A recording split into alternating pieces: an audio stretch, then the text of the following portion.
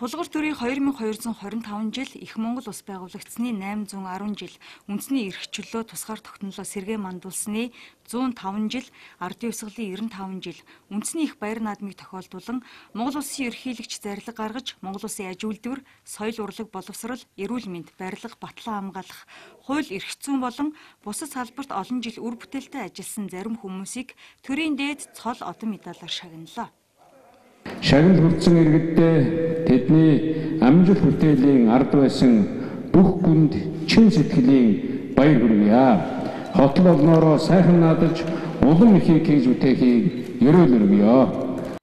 Монгол Улсын ерөнхийлөгчийн зарилгаар Монгол Улсын ардын багш цол салбарын гавьяатууд хөдөлмөрийн гавьяаны улаан түгийн одон, цэргийн гавьяаны улаан түгийн одон, алтан гац хөдөлмөрийн хүндэт медаль, цэргийн хүндэт медаль тус олгогдсон бөгөөд мэдээллийн Монцом агентлагийн орон нутгийн албаны удирдагч Шарвын Эрдэнэ чимэг алтан гац одонгоор шагнагдлаа. Би улсад 30-аад жил ажиллаж байгаагийн 20 жилд нь үндэсний мэдээллийн ууган байгууллага Монцом агентлагт ажиллаж байна. Энийх 10 жилд нь парламентын сэтгүүлчээр ажиллаж байсан. Одоо тэгээд үндэсний их баяр наадмын мосго манай хэвлэл мэдээллийн ууган байгууллага Монцом агентлагийн 95 жилийн өмнө энэ төрийн одон медаль шагналж байгаадаа баяртай байна.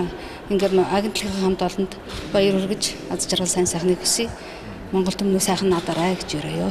Ийхүү үндэсний их баяр наадмыг тохиолдуулан Монгол Улсын боловсрол соёл шинжилгээ ухаан, урлаг спортын нэртэй зүтгэлтнүүд Монголын шин түүхийг бичлэлцэж байгаа багш, эмч, барилгачин, уурхайчин, хуульч, зураач, үйлчилгээний ажилтан зэрэг олон салбарын гавьяат үүссэн эзэд иргэдтэй төрийн дээд цол одон медаль хүртээлээ.